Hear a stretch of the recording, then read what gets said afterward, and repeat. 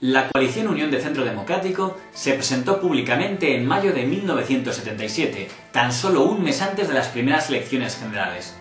Era una coalición de más de 15 partidos, pero en la práctica, de cara al público, era la coalición que lideraba el presidente del gobierno, don Adolfo Suárez. Examinemos quiénes eran las corrientes de la UCD. En primer lugar, el Partido Popular, la formación que habían creado los exministros don José María de Areiza y don Pío Cabanillas.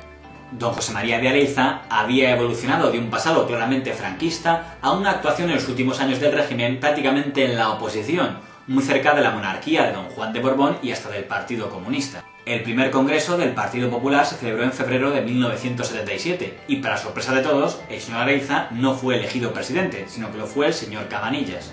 En el histórico documental de doña Victoria Prego sobre la transición, el propio señor Areiza explica que fue apartado del liderazgo del Partido Popular por el gobierno del señor Suárez, que le quería fuera de la coalición UCD.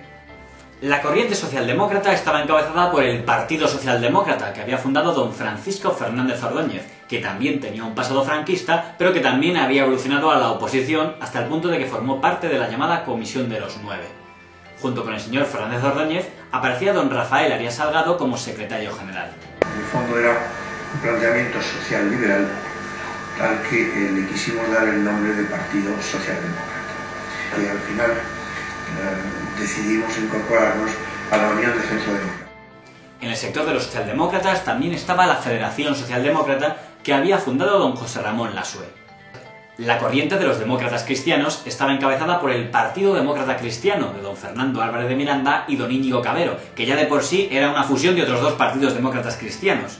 En esa corriente también estaba el que sería futuro alcalde de Madrid, don José María Álvarez del Manzano.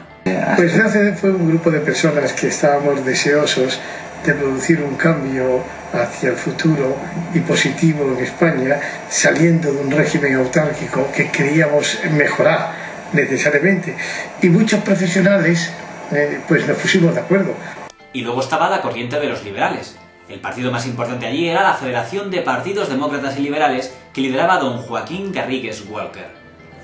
También en esa corriente estaba el Partido Democrático Popular, que había fundado don Ignacio Camuñas, también liberal, y el Partido Social Liberal Andaluz de don Manuel Clavero Arévalo, que era una mezcla entre liberalismo y andalucismo.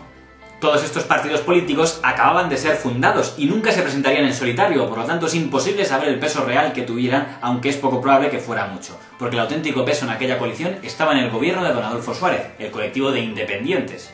Un grupo de los ministros o exministros del señor Suárez, los que habían ocupado cargos más destacados en el movimiento nacional, como era don Rodolfo Martín Villa o don Gabriel Cisneros, fueron conocidos como la corriente de los azules. La coalición Unión de Centro Democrático ganó las primeras elecciones en 1977. Nada más ganarlas, el señor Suárez anunció que la UCD se disolvía como coalición y se constituía como un partido único UCD con él como presidente. Una decisión que muy pronto se comprobaría errónea, dado las diferencias radicales que había entre muchos de los partidos que se disolvieron para formar la UCD. UCD era un grupo de fuerzas políticas diferentes que buscaron una síntesis ideológica y que no logramos de una manera eficaz.